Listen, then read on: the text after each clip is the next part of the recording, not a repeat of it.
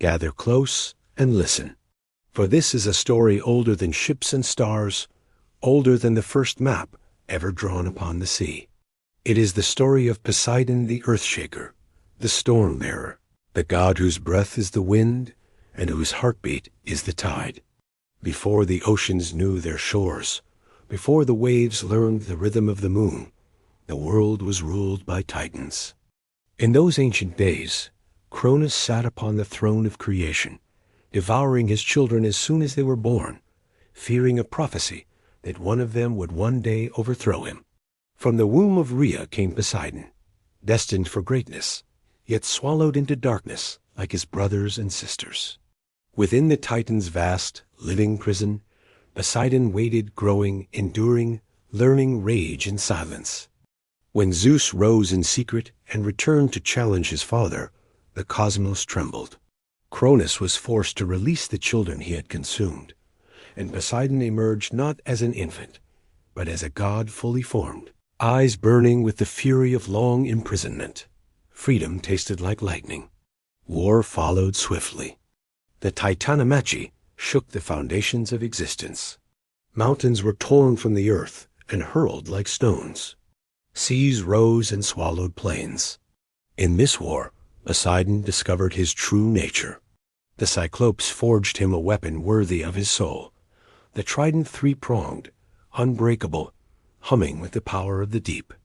With it, he split land from land, shattered fortresses, and summoned waves that crushed the Titan's strongholds. Where Zeus ruled the sky with thunder, Poseidon ruled the chaos below, turning water itself into a weapon. When the Titans fell, and Tartarus closed its gates upon them, the three brothers cast lots to divide the universe. Zeus claimed the heavens, Hades the shadowed underworld, and Poseidon received the sea. It was no lesser realm. The oceans covered most of the world, vast and unknowable, filled with creatures older than memory. Poseidon accepted his domain not as a gift, but as a birthright. He built his palace in the depths, where coral towers gleamed like jewels and currents whispered ancient songs. From there, he ruled all waters salt and fresh, surface and abyss.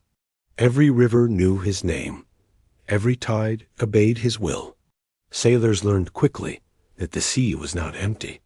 It was alive, and its god watched. But Poseidon was never a god of stillness. The sea reflects its master. Calm one moment, monstrous the next. His temper was as legendary as his power. When angered, he struck the earth with his trident, and the land itself cried out. Cities collapsed. Mountains cracked. Mortals called him Earthshaker, for when he moved, nothing stood firm. Yet he was not only a god of destruction. From the foam of the sea, Poseidon shaped the first horse strong, swift, untamable. In horses, he saw himself.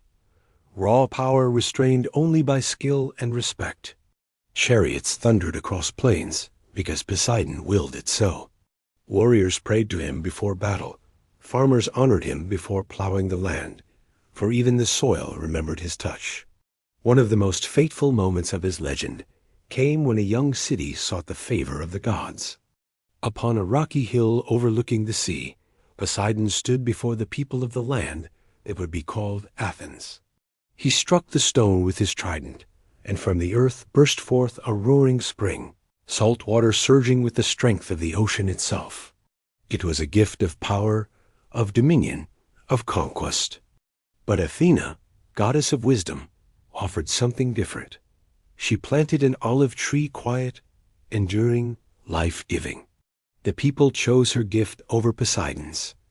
It was a choice for peace over might, for patience over power. Poseidon's fury was terrible.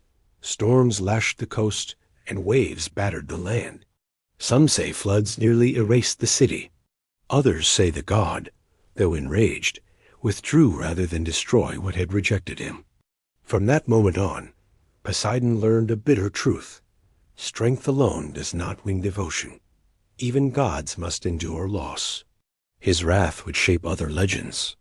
When the hero Odysseus blinded Polyphemus, Poseidon's Cyclopean son, the sea god swore vengeance. Not swift, but lingering. He cursed Odysseus to wander for years, tossing his ships across endless waters, smashing them against unseen rocks, drawing out suffering like a slow tide. Poseidon did not forget. He never did. Yet even in vengeance, there was balance. Poseidon protected sailors who honored him, guiding dolphins to lead lost ships home. He calmed seas for those who offered respect. The ocean was dangerous, but not cruel without reason. It was a test, and Poseidon was its judge. In the war against the giants, when monstrous beings born of Gaia rose to challenge Olympus, Poseidon proved once more why he was feared. He chased the giant polyboats across the sea, waves boiling beneath their struggle. When the giant attempted to escape, Poseidon tore a chunk of land from the island of Cos and hurled it upon him, burying the monster beneath what would become the island of Nissos. Even now, the land there trembles, as if the giant still struggles beneath the god's weight. Temples rose in Poseidon's honor along coastlines and cliffs. At Cape Sunion, marble columns watched over the sea, a warning and a prayer carved into stone. Sailors would look to those pillars and know they were entering the realm of a god who demanded respect. Festivals like the Isthmian Games honored his strength, his speed, his mastery over earth and water alike, but Poseidon was never fully at peace. He envied Zeus's throne, resented his brother's rule, and more than once challenged his authority. Yet he never overthrew him, perhaps because he understood something deeper, that the world needed balance. Sky, sea, and underworld, lightning, water, and shadow. Remove one, and all would collapse. Poseidon remains a figure of contradiction. He is creator and destroyer, protector and punisher. He grants life through water and takes it back through storm and quake. Mortals feared him, yes, but they also depended on him. Every harbor, every voyage, every net cast into the waves was an act of faith in Poseidon's mercy. And even now, long after the altars have crumbled and the prayers have faded into history, his presence endures. In the crash of waves against stone, in the sudden trembling of the earth, in the vast, unknowable depths that no light has ever touched. For the sea has no master, but it has a king. And his name, whispered by sailors and remembered by the earth itself, is Poseidon.